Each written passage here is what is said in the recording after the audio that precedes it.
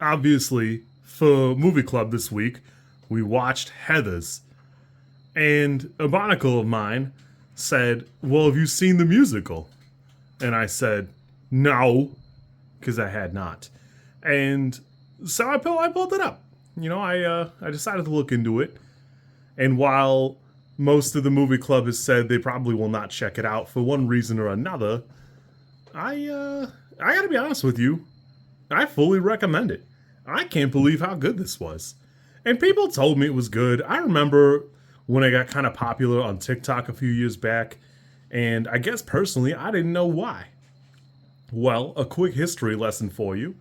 It's been around a little while, since 2014, in one form or another. The writer's written a handful of other things, but Roku licensed a production of it, just like the way Disney bought the rights to the Hamilton one. And what's cool about that is it should have been easy to find, but it makes it more accessible. Not everybody's gonna make it to a theater, that type of thing. That I live in Ohio, and I couldn't tell you of the last time it was in my area. I know Beetlejuice was here last year, I think, and I saw Wicked a few years ago, but I had to travel to go see it. That it wasn't like in town or nothing, and I like it. I think it's cool. I'm gonna guess that's probably like the penultimate way to experience these, short of being there and having that energy. I like a musical. I just I don't seek it out. That I hate Les Mis, and theater kids hate to hear that, but it's because I've seen the Russell Crowe one, and that movie sucks. But admittedly, a lot of people say that that's not like a great sampling of what Les Mis is. So there's that. Anyway, on that note, Roku licensed it. It should be on the Roku channel. For whatever reason, it's not. I'm guessing it's because they're about to do a 2025 run of the musical. But anyways, I tried pretty hard to watch this legally. I went pretty far out of my way, scraped a lot of barrels. There are a lot of dead links, and it's not super clear on like Roku's website why it's not on there. It just isn't there. Like it's just like a blank spot where it ought to be. It might be on. It might be on iTunes. I don't have iTunes, so I didn't get to check that out, or Apple TV. But anyways, I wanted to watch this version of it, and there are some Blu-rays floating around, but 50-50 shot I was going to get a Region 2 or whatever wouldn't play in my DVD thing or whatever, and it pissed me off. Anyways, all that to say, I worked pretty hard to be able to watch this the regular schmegular way, and it annoyed me to have to go back to my old ways to get it, because I'm getting too old for it. It's too much work now. Guess put up too much protection. It's making me work. Anyways, I'm surprised how good this is. Honestly, I am a little stunned, because I expected it just to be kind of like a for A retelling of the Heathers movie.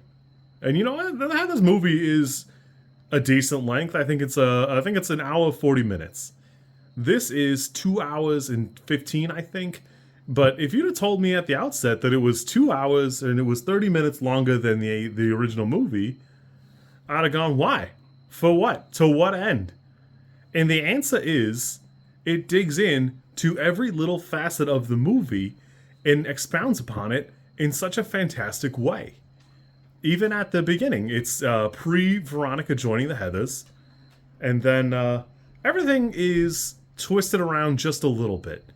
And at first I was kind of annoyed, because JD pulling that gun out in school is like a bananas moment that I'm stunned more fuss is not made of it at that moment. I actually thought it was like a surrealist, like a I don't know, like a nightmare or something.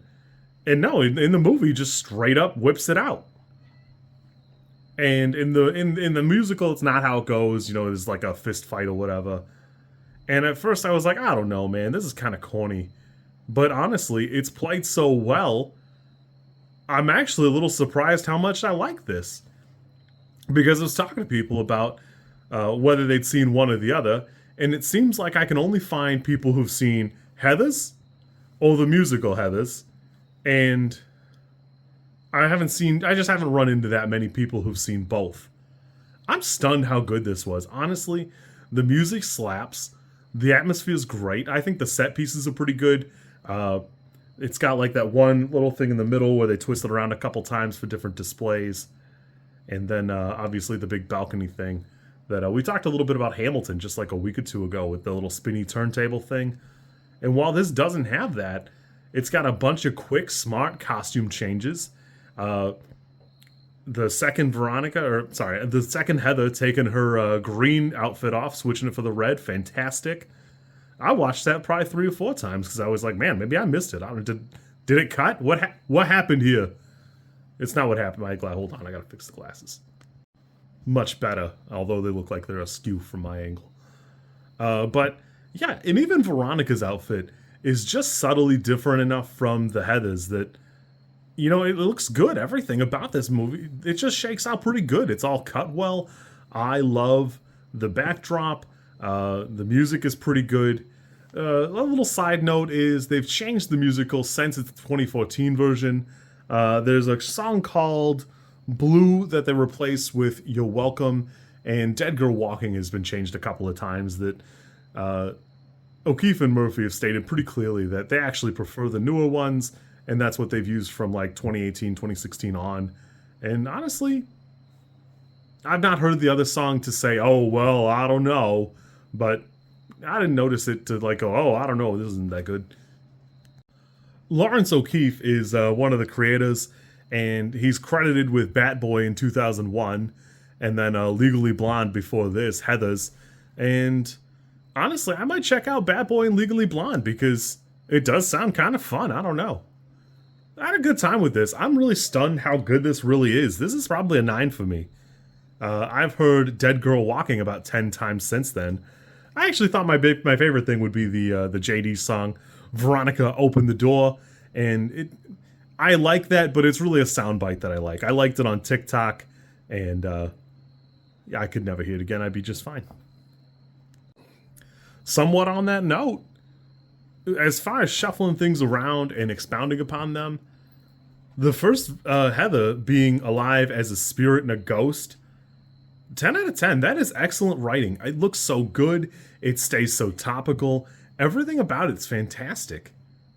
Like, really, it does all of the work that you would need for anything else.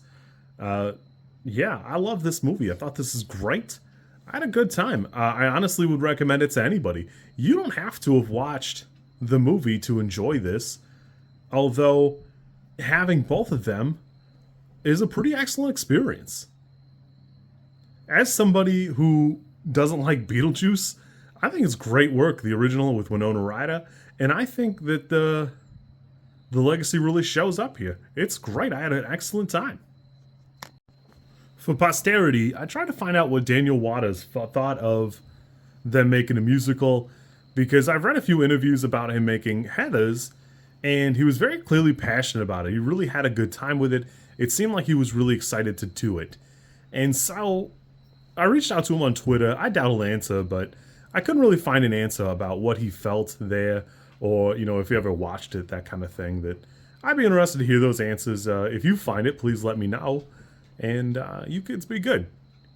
I will catch you later.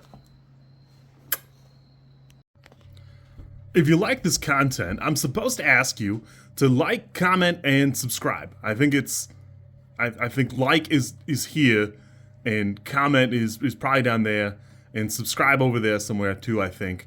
I don't know how many times this like snippet is gonna make it into a video. Everybody says you should do it this way, and I always thought it was just like an annoying thing other YouTubers did. And as you know, I am bad at editing, so if you like it, great, I'm happy for you. If you don't like it, I'm sorry.